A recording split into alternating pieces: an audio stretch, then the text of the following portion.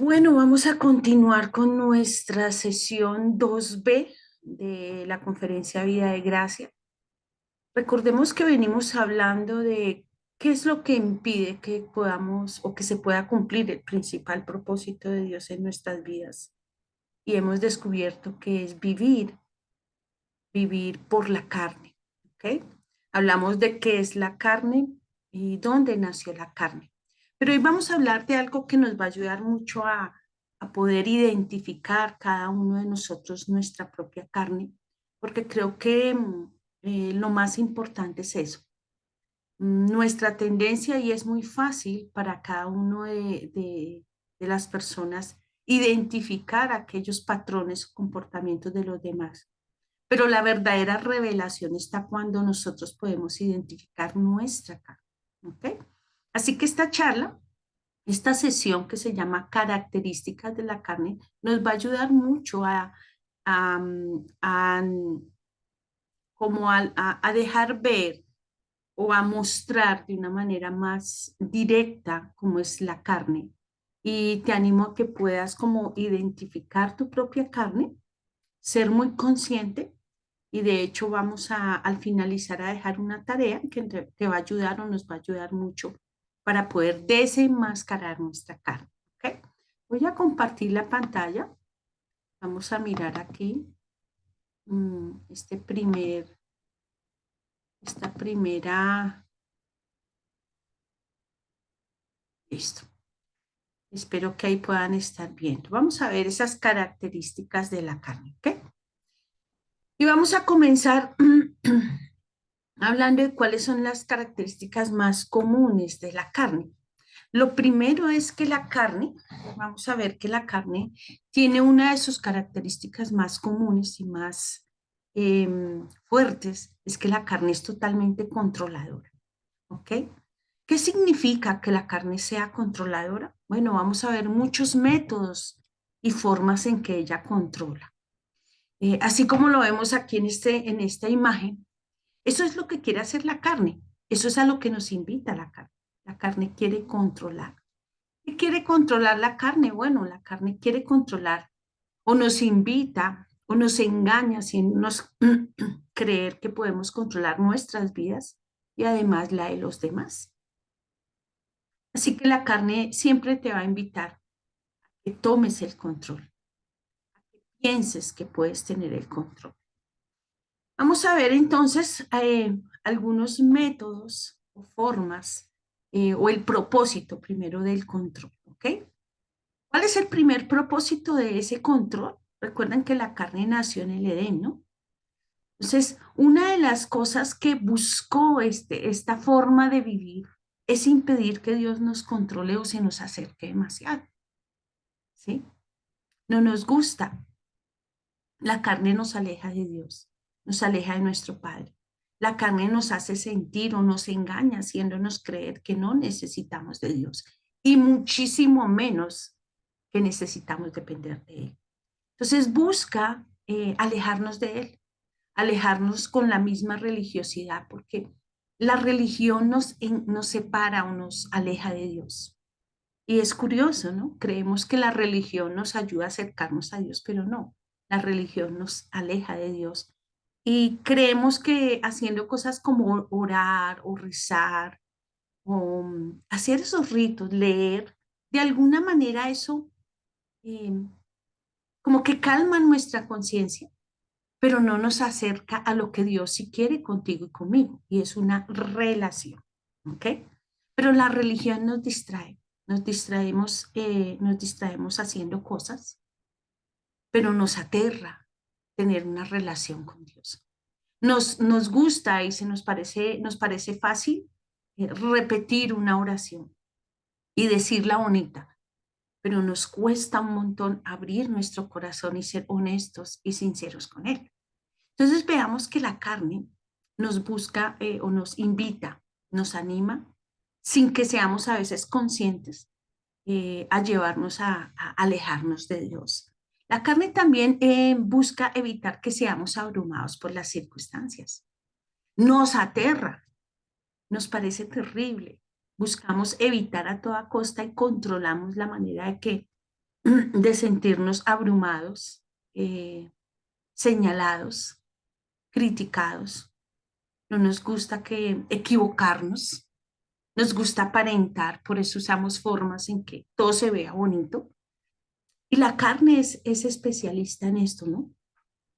Mm, tapamos, escondemos, maquillamos lo que nos parece que se ve feo, pero no hemos entendido que evitar o mostrarnos realmente vulnerable es parte de ser nosotros mismos.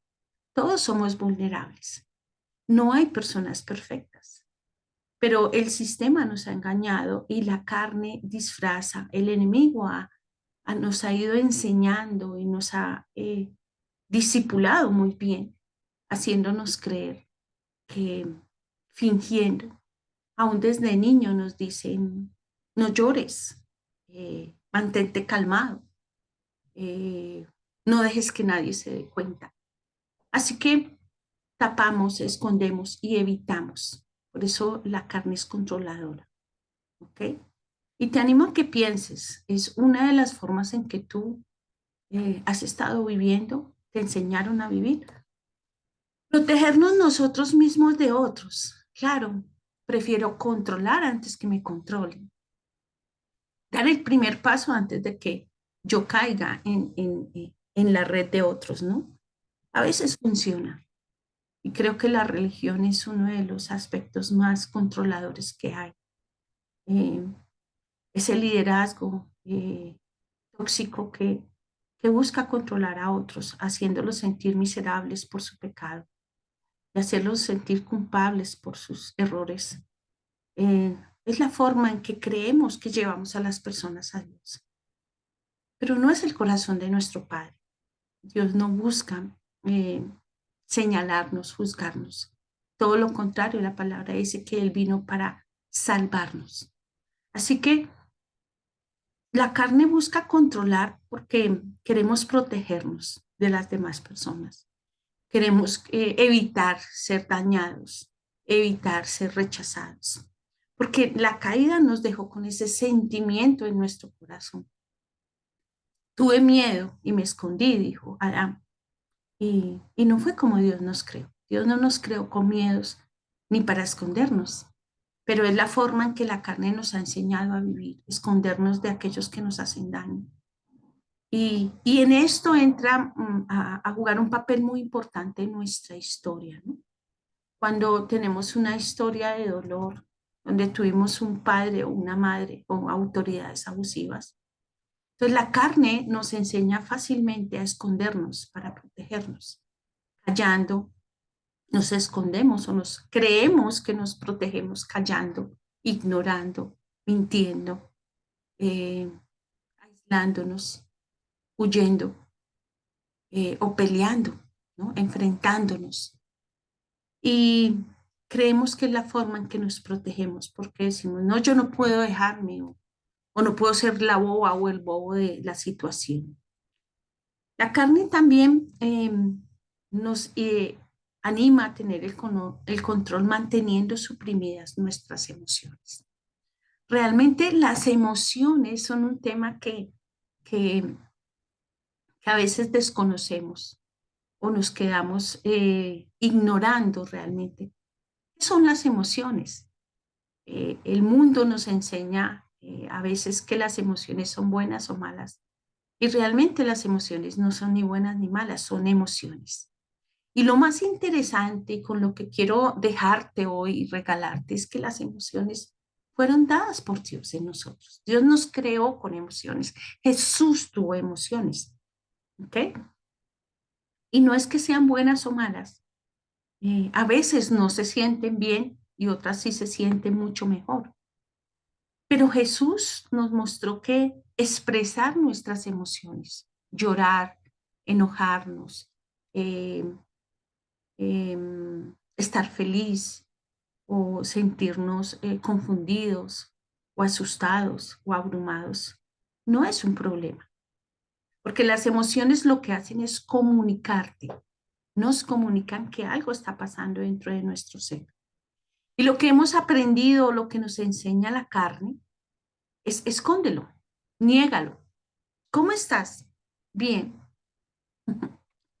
Y es evidente que nuestra respuesta, nuestras miradas, nuestras facciones, nuestro comportamiento, pues dice todo lo contrario, ¿no? De hecho, hoy se dice y hemos aprendido que el cuerpo expresa eh, lo que nuestra alma calla o no quiere expresar o no se siente capaz o no le anima a expresar. Pero realmente suprimir nuestras emociones es de las cosas más destructivas y tóxicas que podemos hacer. Nos daña, nos va anulando, nos va minimizando, nos va llevando a no ser nosotros mismos y de alguna manera nos invita a ignorar quiénes somos y a ignorar a nuestro creador, porque estamos negando la forma en que Dios nos creó. Veamos que algunos métodos para seguir como desmenuzando y ampliando el concepto del control. Algunos métodos, ya vimos para qué o por qué la carne nos invita a controlarse, pero ahora vamos a ver algunos métodos de control. Estos son solo algunos, la carne es muy creativa y de pronto Dios va a ir como revelándote o quitándote esa venda al mostrarte, oh, esto es lo que yo hago, es lo que yo he hecho toda mi vida. Miremos métodos de control como ser negativo, ¿sí? Em, la carne nos lleva a ver la vida de una manera negativa. En mi caso, yo crecí así, crecí en un hogar muy negativo, me programaron de manera negativa, que eso lo vamos a ver más adelante. Entonces yo aprendí a ver todo oscuro, todo lo veía como un problema, todo lo veía, hasta la situación más sencilla yo la veía, wow, no, pero todo va a salir mal, a mí todo me sale mal, mi vida es un desastre, la vida no se vale la pena vivirla, la vida es una porquería, Dios no me ayuda, a los demás les va mejor, porque vamos creando métodos de control y es ser negativos. Entonces nuestras palabras tienden a ser negativas, la forma en que miramos la vida, en que señalamos a los demás, somos muy negativos. El lenguaje corporal también es un método de control, ¿no? La forma en que a veces hablamos.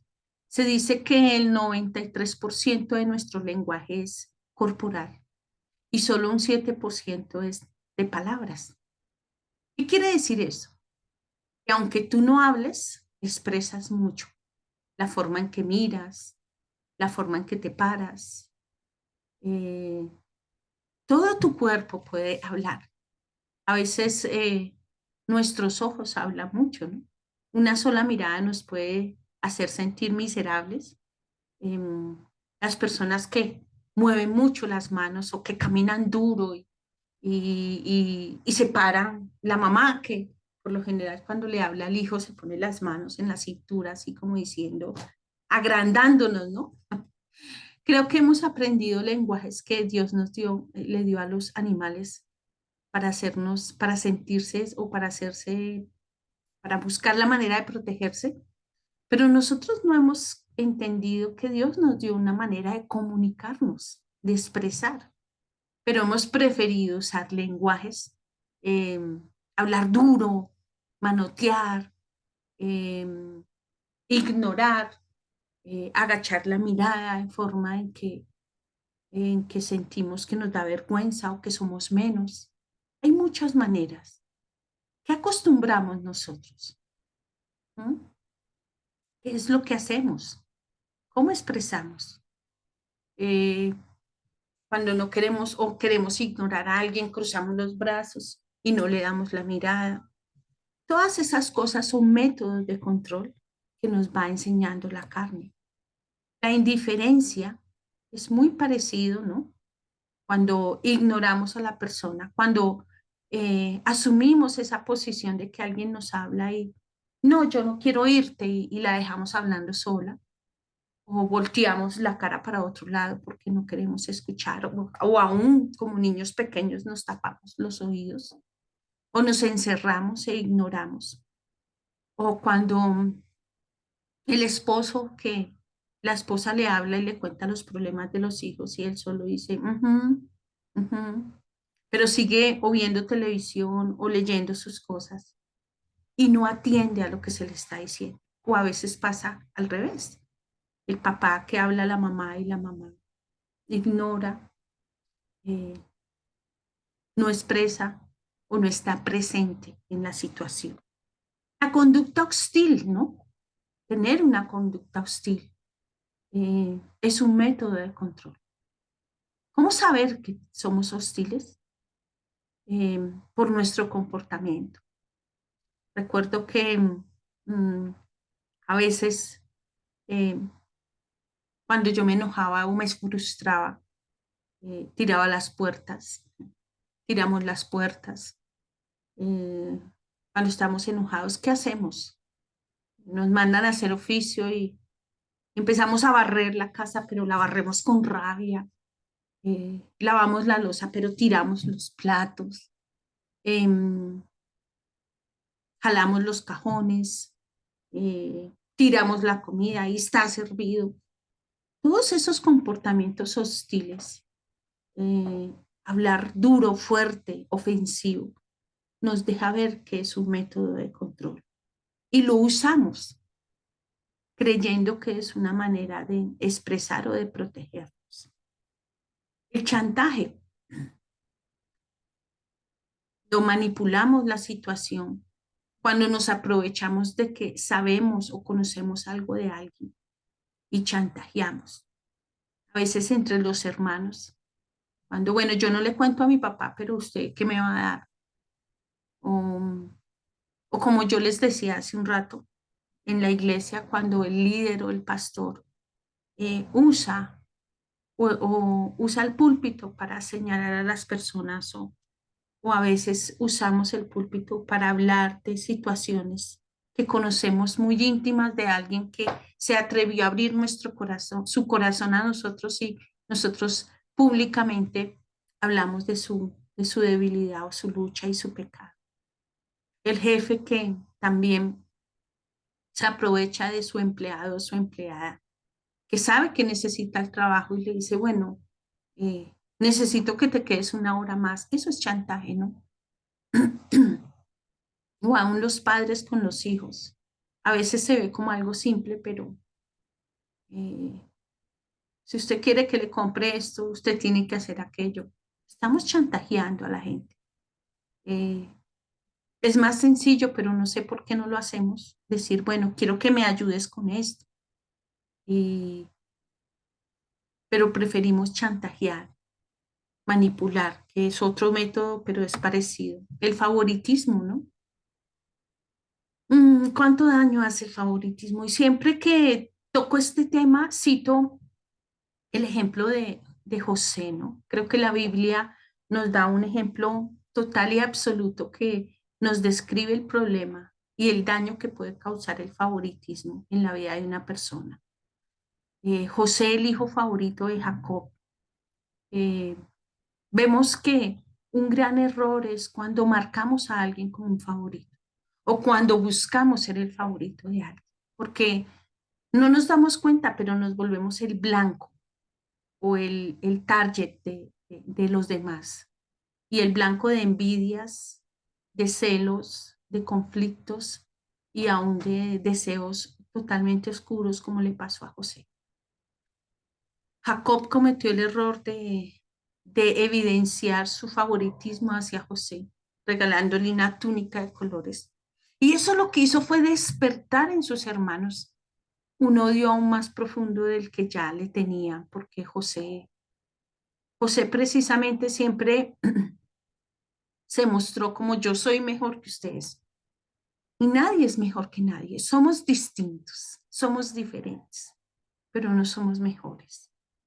Pero cuando erradamente en una familia los padres dejan ver, es que tu hermana sí, sí es juiciosa, tu hermano sí es mejor, mira a tu primo, mira a tu amigo, o cuando en el trabajo o en cualquier lugar, en la iglesia, en cualquier comunidad, empezamos a comparar o a mostrar o a destacar a otros, eh, estamos despertando algo muy tremendo. Tan tremendo que los propios hermanos de José querían matarlo. pero gracias a su hermano mayor Rubén, si no estoy mal, él dijo, no, vendámoslo. Y hacemos mucho daño. El favoritismo va alimentando nuestra envidia, celos, chismes, críticas, y es algo que nos destruye. Y es lo que quiere el enemigo, pero no es como Dios nos creó. Por eso es un método de la carne que hará mucho daño en nuestras vidas. La pasividad, que es muy parecida a la indiferencia, ¿no? Cuando somos pasivos, no nos importa, no tomamos decisiones. Vaya, dígale a su mamá lo que diga su papá. Preferimos dar un paso atrás y ser pasivos frente a responsabilidades que son nuestras, pasivos frente a lo que vemos que está pasando con nuestro esposo, con nuestra esposa, con nuestros hijos, aún con nosotros mismos, ¿no? Con nuestro país. Recuerdo que cuando iba a quedar este presidente que hoy tenemos actualmente en Colombia, Dios me confrontó, eh, porque la mayoría criticábamos que alguien como él fuera a quedar presidente. Y Dios me dio una lección grande diciéndome, ¿y por qué en lugar de criticarlo, no? Más bien oras por él. Yo venía siendo pasiva frente a aquellas autoridades que Dios coloca y la palabra nos lo dice claramente, orad por vuestras autoridades. Y yo estaba más dispuesta a criticarlo y a señalarlo que a orar por él. Y he aprendido de parte de Dios o he aceptado la invitación del Padre que me dice, más bien, ¿por qué no oras por él? Eso fue algo, una lección de Dios maravillosa. Pero somos pasivos, pero pasivos para orar por los demás, pero sí muy activos para criticarlos y señalar. La religión, como ya lo he hablado, la religión es un método de control. En lugar de acercarnos a Dios, nos aleja, ¿no? Nos aleja porque nos escondemos detrás de oraciones, nos escondemos detrás de actividades, nos escondemos detrás de ayunos, nos escondemos detrás de ofrendas que calman nuestra conciencia, pero que no que estén mal, no, ojo, no están mal, pero si nos escondemos detrás de eso, evitando ser realmente auténticos delante de Dios, pues es algo que nos destruye. La manipulación, como ya lo hablé, parecido al chantaje. La depresión, que aunque aquí quiero hacer una claridad, la depresión puede ser o es una condición física, una enfermedad muy válida, eh, pero también existe la depresión como método de control, ¿sí? Cuando nos volvemos víctimas y nos empezamos a tener una identidad de víctimas y nos victimizamos ante todo, ¿no?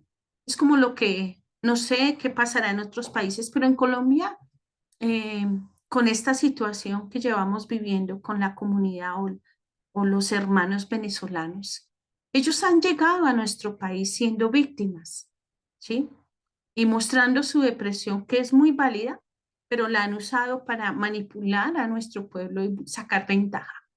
Entonces, cuando nos deprimimos para sacar ventaja, para que los demás sientan lástima de nosotros y nos ayuden, para que, para justificarnos y no hacer y cumplir con lo que queremos, y nos deprimimos y lloramos para que el esposo nos ponga atención, y lloramos para que los demás vean, pobrecita yo, y dormimos y nos aislamos. Es un método de control. Si es algo que es válido porque tienes una enfermedad diagnosticada, está bien, pero cuando lo usamos, porque no sabemos cómo enfrentar la vida y nos deprimimos porque algo no sale bien o porque Dios no nos responde, estamos usando un método de control. La falta de perdón y la sobreprotección. Miremos un poco la falta de perdón. Mm, o hablemos primero de la sobreprotección y terminamos con la falta de perdón. La sobreprotección es como el lado, el otro polo de la indiferencia, ¿no? Entonces podemos ser padres que somos indiferentes y no nos importa lo que hagan nuestros hijos. Y es un método de control para evitar sufrimiento. Pero podemos irnos al otro extremo y es esa sobreprotección. Cuando vamos creando esa codependencia con los hijos y vamos sobreprotegiendo a nuestros hijos, sin entender que los hijos tienen la capacidad de decidir y dejarlos que decidan así se equivoquen muchas veces, porque al equivocarse van a aprender y a crecer. Pero cuando crecemos o crecen nuestros hijos bajo padres completamente sobreprotectores, eh, no nos damos cuenta cuánto lo destruimos. Estoy caminando con alguien, un chico de 20 años, que lucha con su identidad de género, porque creció bajo la sobreprotección de su mamá, de su abuela, de sus tías. Y eso generó mucha confusión en él. Cuando como padres le decimos a nuestros hijos hasta cómo vestirse, qué decisiones tomar, quiénes son sus amigos, cómo hablar, cómo portarse, vamos anulando a la persona, vamos comunicándole de una manera indirecta de que tú no eres capaz o tú no tienes lo que se necesita para enfrentar la vida. La falta de perdón, pues realmente es un método de control porque nos quedamos eh, creyendo que al no perdonar a quienes nos han ofendido, podemos controlar lo que pasó, pero no nos damos cuenta que la falta de perdón solo nos destruye y únicamente nos acaba a nosotros. Realmente el perdón es el regalo más lindo que Dios nos ha dejado, como la medicina para sanarnos a nosotros mismos. No es algo que hacemos para los demás, es algo que hacemos para sí mismos, para liberarnos, para sanarnos y para crecer y ser aquellas personas que Dios realmente cree. En resumen, ni métodos de control ni leyes son capaces, mover esto, son capaces de cambiar o arreglar la carne. ¿Okay? Ellos solo pueden alterar temporalmente nuestro comportamiento. ¿Okay?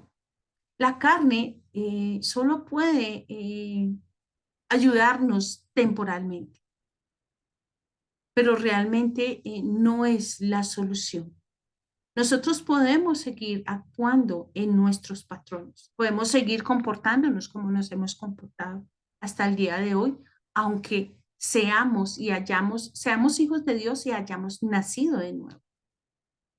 Ese es realmente el problema, que por muchos años yo había entregado mi vida a Dios. Llevaba 20 años de conocer al Señor, aún de pastorear y enseñar a otros. Y tuve un ministerio en muchos aspectos exitoso, pero Dios me dejó ver y permitió en mi vida cosas muy duras, porque me dejó ver que yo estaba enfrentando la vida desde mis propias fuerzas y que eso no era lo que Él quería para mi vida. Así que cuando mis métodos y mis patrones dejaron de funcionar, mi vida fue un fracaso completo y me empecé a frustrar. ¿Qué es lo que Dios quiere?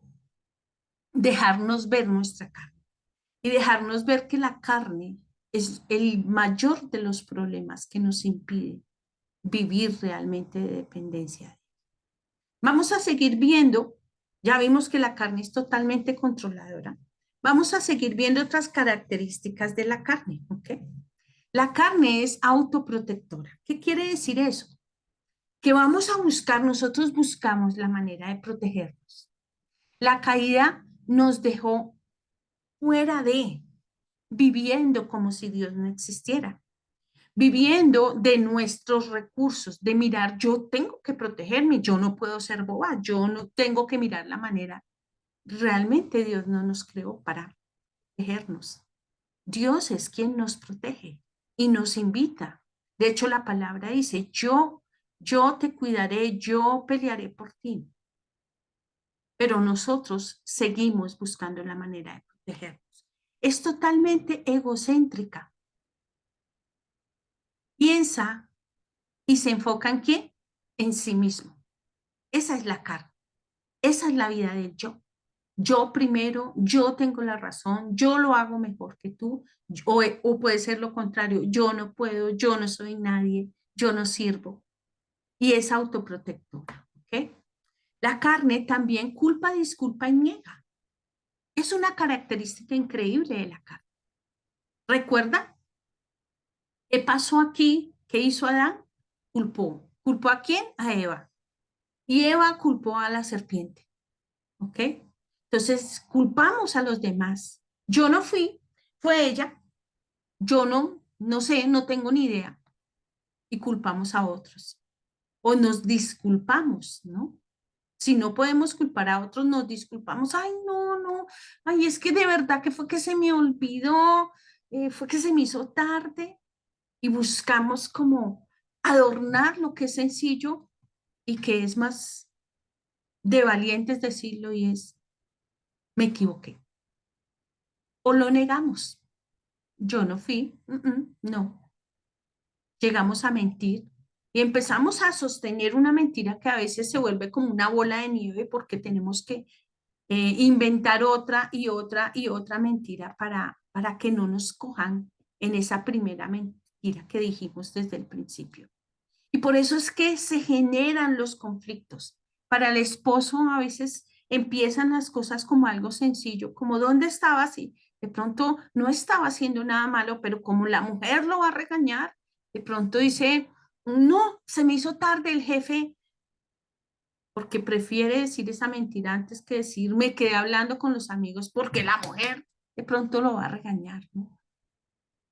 Pero de pronto la esposa se da cuenta y ahí ya empieza a crearse un conflicto entre la pareja, empiezan a crearse mentiras, engaños entre ellos y se va rompiendo la confianza.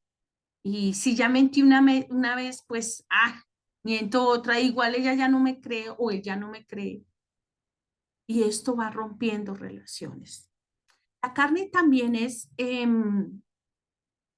permítame un momento, la carne es como un pulpo, ¿ok? ¿Por qué como un pulpo? ¿Qué tiene que ver un pulpo, este animalito, con nuestra carne? Bueno, no sé si ustedes han visto cómo son los pulpos. Realmente es uno de los seres más inteligentes. ¿Cómo matamos a un pulpo? ¿Creemos que cortándole los tentáculos podremos matarlos? No. Y así es la carne. La carne es como un pulpo porque esos tentáculos son como esas manifestaciones de nuestra carne. Podemos de pronto tener una de las manifestaciones que yo tenía era que me daba rabia las cosas. Yo solía ser muy conflictiva. De hecho, recuerden, la carne no se va a ir. La carne va a seguir ahí siempre. Y sí, una de mis tendencias es que cuando yo veo algo, yo tiendo a pelear, porque desde el vientre tuve que pelear. Y es una de las manifestaciones. Entonces, lo que a veces hacemos como religiosos es que decimos, no, tengo que mirar cómo cambiar mi rabia porque yo ahora soy una hija de Dios y pues no está bien tener rabia y andar rabiosa todo el tiempo.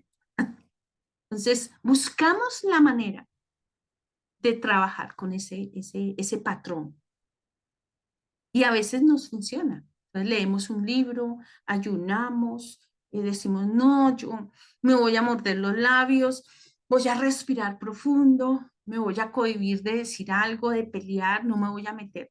Nos funciona por un tiempo.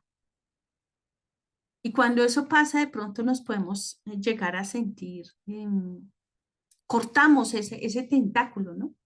Lo quitamos de nuestra vida y es así como lo que pasa con el pulpo. Quitamos ese tentáculo y nos empezamos a sentir de pronto orgullosos de que, ay, mira, yo pude. Y ahí es cuando empezamos a sentir que somos mejores que los demás. Y empezamos aún a señalar a aquellos que no han podido superar sus luchas. Pero si yo pude, es que tienes que orar más, es que tienes que buscar más a Dios, tienes que orar más y ayunar y empezamos a compararnos. Es que debe haber algún pecado oculto en tu vida, ¿no? Pero con el tiempo ese orgullo Como estamos, lo que estamos haciendo es como suprimiendo o escondiendo algo que no hemos trabajado ni hemos rendido realmente a Dios. A poco vuelve la ansiedad. Y vuelven esas ganas de yo pelear, pero no, yo no puedo pelear porque el testimonio, los vecinos, ¿qué van a decir, no? Como los famosos historias que cuentan en Facebook de esos carros que dicen, Dios es mi copiloto, pero cierran a los demás, insultan a los demás, porque eso nos pasa. Dios puede ser nuestro copiloto, pero realmente estamos viviendo lejos de Él y Dios no quiere ser un copiloto en nuestras vidas. Entonces la ansiedad empieza a jugarnos una mala pasada y tarde o temprano eso va a reventar. Empezamos a criticar a otros y tarde o temprano eso que yo había, con lo que yo había trabajado tanto y de lo cual de pronto llegué a sentirme orgulloso, me empieza a estresar, me empieza a poner más y con el tiempo nos pasa lo del pulpo. No sé si sabías, pero al pulpo, aunque tú le cortes un tentáculo, él lo va a regenerar. Él fue diseñado para volver a crecer ese tentáculo. Y eso pasa en nuestra carne. Aunque nosotros tratemos de esconder la rabia, de esconder el mal genio, esconder la crítica, esconder la amargura, aunque tú trates de esconder esa autosuficiencia y tratar de ser humilde, eso se nos sale por los poros. Porque es como, yo digo que es como cuando te has metido a una piscina con una pelota y llevas la pelota así con fuerza al fondo de la piscina. Creo que todos hemos hecho ese juego, ¿no? Pero ¿cuánto tiempo puedes aguantar con esa pelota ya en el fondo de la piscina? Tarde o temprano la pelota, por la presión que tiene, sube a la superficie. Y es lo que pasa con las manifestaciones de nuestra carne. Tarde o temprano va a salir toda la porquería que hemos estado escondiendo. Jesús lo dijo, no puedes poner remiendo nuevo en tela vieja, porque se hace peor. Veamos que Jesús nos está mostrando. No es a lo que yo te estoy animando. Esa no es la vida cristiana. No se trata de poner remiendo sobre lo viejo. Se trata de tratar y sacar lo viejo, sanarlo, quitarlo, sujetarlo a Dios para conocer la nueva criatura que somos en Cristo. También vemos que realmente la forma de matar al pulpo es cortándole la cabeza. Y es el único que le cortó la cabeza, fue Jesús a Satanás. La carne también esclaviza, ¿no? Se vuelve un círculo vicioso de lo cual no nos damos cuenta, pero estamos esclavos. Esclavos de la amargura, esclavos de los conflictos con la pareja, esclavos de los conflictos con los hermanos, esclavos de que digan, ay, allá viene la hermana Marlene, la canzona, la peleona, ay, la señora es amargada, ay, el muchacho ese que, ay, no, el irresponsable. Y se vuelve una esclavitud en nuestra vida. Y aún nos llega a definir porque es un ciclo que solo Dios nos puede sacar de ese círculo vicioso. Y aunque a veces nos aterra y digamos, los cristianos no tenemos vicios, claro que sí. Estamos enviciados y estamos esclavos de muchas cosas. Esclavos de que si no voy a la iglesia, me va a ir mal esta semana. Eso es una esclavitud. Si no oro hoy, Dios no me va a bendecir. Eso es una esclavitud. Estamos esclavos de servir.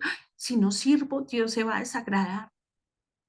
Pero realmente Dios nos dio el don de servir, no para estar esclavos de los demás, ni como se dice horriblemente, queriendo conquistar o lamberle al líder o a otros, o el hijo que se portan bien por ganar los intereses del padre, o el esposo que, vive tratando de que no se le salga ese monstruo a la esposa y por eso sí, mi amor, lo que tú digas, o la esposa con el esposo. Lo que tú digas porque sabe que en cualquier momento la puede golpear o maltratar y nos quedamos esclavos. de esos comportamientos. La carne es engañosa, es como un camaleón.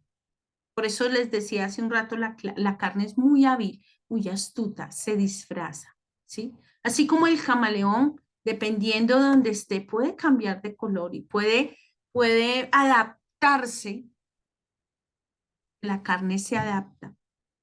Realmente nos puede enseñar a vivir de acuerdo a donde esté. Podemos ser unos en la iglesia, ser otros en el trabajo, pero ser ellos que con lo que luchamos realmente en nuestra casa, porque hemos aprendido a ponernos máscaras. Wow, esto sí que me golpeaba a mí, porque yo decía, ¿por qué? ¿Por qué vivo esto, Señor? Y no entendía por qué yo que amaba a Dios, que le servía, que me parecía maravilloso todo lo que Dios hacía, por qué en la casa, ay, me enojaba y tiraba las cosas y peleaba y vivía en un conflicto, en una amargura y me confundía mucho porque le hacía daño a mis hijos, a mí misma y no entendía qué estaba pasando. Realmente para mí esta conferencia fue liberadora cuando descubrí, wow, es mi carne, es eso que quedó después de la caída, ese patrón, esos comportamientos, esa manera en que yo creí que no había otra forma de enfrentar la vida. La carne es la forma en que creemos que podemos enfrentar la vida sin Dios. Y yo lo intenté por mucho tiempo y la carne nos funciona por un tiempo. Pero cuando deja de funcionarnos, créeme que es el mejor regalo que Dios nos puede hacer, que no nos funcione la vida. Porque Dios nos está llevando a dejarnos ver, me necesitas completamente. Y fuiste creado para depender de mí y de nadie más. Pero la carne nos engaña y te va a engañar. Y cuando vemos al pastor, pues nos ponemos la máscara de felicidad y gloria a Dios. ¿Cómo le va, hermano? ¿Cómo le va, hermana? Dios te bendiga. Pero en la casa regañamos, hablamos feo, hacemos mala cara, criticamos, hablamos feo, contestamos feo. ¿Qué quiere? No me moleste. Y eso nos está destruyendo. Y eso no es la vida cristiana. Y de eso no se trata de ser hijo de Dios. La carne también construye su identidad basada en sí mismo, ¿ok? En lo que ha logrado, en lo que tiene.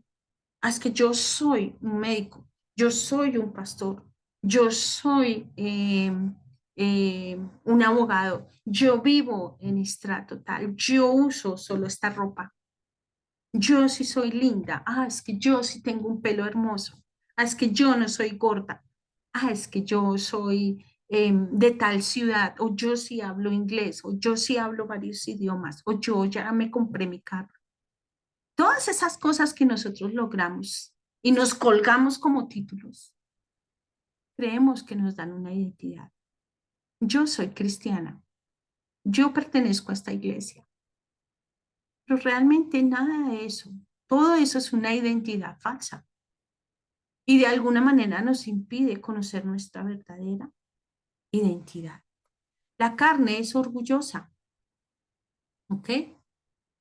Mira a los demás como menos y nos invita a sentirnos mejores. Es idólatra, llegamos a idolatrar eh, a otros, llegamos a idolatrar el mismo ministerio o la misma comunidad en que estamos, llegamos a idolatrar a nuestro país, llegamos a idolatrar a nuestra pareja, a nuestros hijos, nuestro trabajo, lo que tenemos o hacemos, aún los dones que Dios nos dio, porque a eso nos lleva la carne.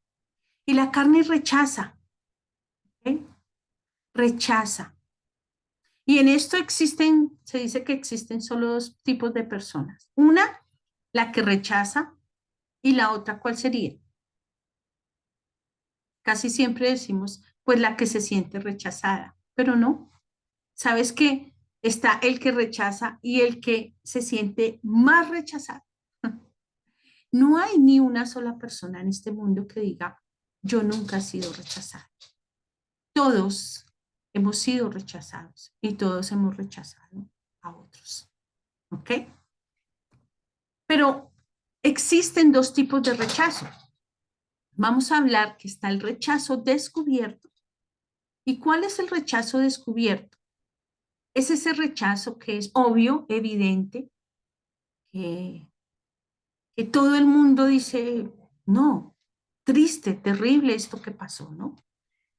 Vamos a dar algunos ejemplos muy sencillos. Pueden existir muchos más, pero estos son como algunos de los muchos rechazos que de pronto hemos vivido. Y si tú lo has vivido, quiero que los empieces a escribir y aún los hables con Dios. El divorcio. Si hemos pasado por un divorcio, no tanto que tus padres se hayan divorciado, sino que nosotros hayamos pasado por un divorcio. Realmente el divorcio es un rechazo genuino. Nos deja marcados como un fracaso y nos hace sentir rechazados. El abuso verbal, cuando somos abusados verbalmente, cuando nos dice, eres lo peor, nunca debiste haber nacido, no sirves para nada, eres un bruto. Si en el colegio te dijeron, la profesora, el profesor te decía, eres un bruto, los compañeros se burlaban de ti, te decían apodos. En la casa, tu papá te decía palabras feas, tu mamá. Eso es un tipo de rechazo. El abuso físico es también lo mismo, pero con golpes, ¿no? Cuando nos han golpeado, cuando hemos sido víctimas del abuso de golpes en la casa o en algún otro lugar. Eso es un tipo de rechazo y podemos tener un trauma en nuestras vidas. El abuso sexual también. Estos tres abusos casi siempre pueden ir juntos. Eh, pero a veces no. Y necesitamos identificar qué tipo de abuso pudimos haber experimentado en nuestras vidas. La adopción, que aunque eh, pudo haber sido por un acto de amor de esos padres que decidieron adoptar a un hijo que no es suyo, pero el trauma que hay en el niño, sí o sí, siempre va a estar ahí y necesita ser sanado por parte de Dios, porque en sí el niño va un día a saber que sus verdaderos padres no lo aceptaron. El despido laboral, cuando nos despiden, no solamente laboral, sino en sí el despido de que nos echen de una casa, que nos echen del trabajo, que nos echen de una iglesia, que nos saquen de un lugar que sentimos que es nuestro, eh, eso nos marca mucho. Pero también existe el rechazo encubierto, que es aquel que no se ve así, se disfraza de algo bueno, pero hace mucho daño. Y volvemos al tema de la sobreprotección. ¿Creciste como un hijo sobreprotegido? ¿Eres un padre hoy que sobreprotege a tus hijos? Eso es un rechazo. Que no lo queramos ver como un rechazo es una cosa, pero que psicológicamente hace daño y destruye, sí. La permisidad, que es el otro extremo, cuando somos padres que, "Ay, mi papá no me dicen nada, ellos me dejan ir a todas partes, ellos me permiten hacer de todo". La permisividad comunica, no me importas, no me interesas, no estoy, no me importa lo que hagas o pase en tu vida, ¿no? El divorcio entre padres, ya esto es más si nuestros padres se divorciaron. Los hijos casi siempre, o por no decir siempre, aun aunque sean grandes, van a percibir ese sentimiento de rechazo, porque no fuimos diseñados para perder a nuestros padres. La familia no fue diseñada para romperse o quebrarse. La familia es un reflejo o debería ser un reflejo de lo que es la familia de Dios. Pero a veces no pasa, ¿no? Por diferentes circunstancias eh, y va dejando la marca del rechazo en nuestro corazón. El género equivocado. Cuando en mi caso siempre quisieron tener un niño y nacimos todas mujeres, el hecho de querer tener un hijo o a veces querer jugar a ser Dios cuando decimos, ah, es que tú vas a tener, Dios me mostró que vas a tener un niño y resulta que nace una niña. Eso destruye, eso comunica rechazo a la persona. Bueno visto como malo, ¿no? O sea, aquellas cosas que quiero darle una sorpresa a mi esposo y le compro un regalo y me esfuerzo y le doy el traje que él tanto quería y cuando se lo doy me dice, pero ¿por qué me compras eso? ¿Pero cuánto dinero te gastaste en eso? Pero no te das cuenta que ese dinero nos sentimos rechazados porque vemos que a esa persona le importa más otras cosas que mi buena intención.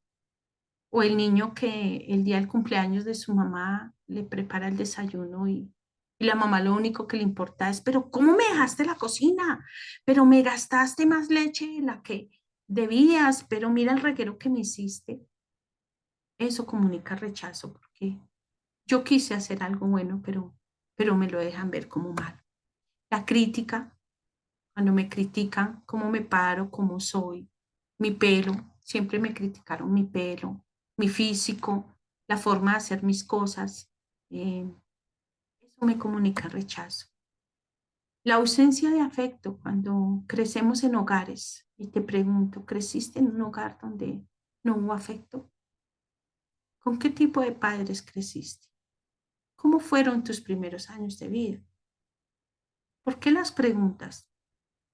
Porque queremos descubrir qué tanto rechazo, tanto encubierto como descubierto, está dentro de tu corazón y de tu alma. ¿Ok? Padres o madres ausentes. ¿Creciste con un papá? ¿Creciste con una mamá? ¿O fueron padres que no estaban? O que aunque estuvieron ahí, eran presentes, ausentes, porque creciste con ellos, pero ellos nunca estaban porque estaban trabajando, estaban ocupados, o tal vez eran pastores y atendían más a los demás que a nosotros mismos. Esas cosas nos marcan y, y nos llegan a definir. ¿Ok? En sus manuales existe este diagrama que es muy brevemente, vamos a, bueno, en este momento, vamos a ver si lo tenemos, sí. Vamos a describir o a decirles muy rápidamente cómo usar este diagrama, porque no tengo aquí el ejemplo hecho. Em, Cómo diagramar nuestra carne. En este diagrama que lo encuentran en sus cartillas, lo que hacemos es citar a las diferentes personas en estos cuadritos que marcaron nuestras vidas. Puede ser papá, mamá, hermanos, el estudio, la muerte de alguien. No solamente son personas, sino hechos que nos hayan marcado. Podemos escribir, por ejemplo, en mi caso, mi papá fue un hombre que tomaba mucho, ausente, indiferente, em, distante, ¿sí? Vamos a colocar en cada cuadro las características de esas personas o de esa situación. Luego, vamos a poner qué sentimientos dejaron esas personas o esa situación en nosotros, como por ejemplo, en mi caso, mi papá dejó rechazo, enojo, rabia, soledad, tristeza. Podemos poner eso. Y después vamos a escribir qué creencias dejaron esas personas en nosotros, como por ejemplo, mi papá dejó en mí las creencias de no soy amada, no soy importante, no soy valiosa. ¿Ok? Siempre las creencias tienen que ver con no soy o soy. Soy una basura, soy menos. Es para que la identifiques. Y por último, vamos a colocar aquí abajo, en esta parte de abajo, vamos a colocar cómo enfrenté o cómo reaccioné yo a esas personas o a esa situación. Por ejemplo, aquí hay el ejemplo de manipular, pelear, siendo insensible, indiferente, autoritaria. Es lo que conocemos como el ABC. ¿Qué significa ABC? Significa que buscamos aceptación basada en comportamiento. Entonces, en mi caso, yo quise ganarme el cariño de mi papá siendo obediente, siendo una buena estudiante, aislándome, peleando. Fue la forma en que yo enfrenté mi vida. Bueno, hasta aquí terminamos esta sesión. Voy a dejar de compartir, ¿ok? Y en sus manuales hay unas páginas que son la página 13, 14 y 15. Ahí les animo a que siempre que tengan la oportunidad puedan hacer este ejercicio. Y es, ¿cuáles son las características? ¿Cómo identificar ciertas características de la carne en mi vida? Entonces, ustedes van a leer esas páginas y les animo a que las respondan sin analizar mucho, sin querer escoger cuál es la menos fea. No, esto es una tarea para ustedes. Es un ejercicio que nos ayuda a nosotros. De hecho, la he hecho muchas veces a lo largo de estos años que he escuchado este mensaje, porque nos ayuda a descubrir qué patrones todavía son los que me controlan a mí. Porque en la medida en que tú los identificas, puedes correr a Dios y decirle, Señor, déjame ver por qué esto todavía es tan fuerte. ¿Dónde nació este comportamiento en mi vida? Y también nos ayuda a llevarlo a Dios y que Dios sujetarlo y pedirle a Dios que le quite poder en nuestras vidas. ¿Ok? Bueno, muchas gracias. Nos vemos en la siguiente sesión que vamos a hablar de el intercambio de vida. Dios les bendiga.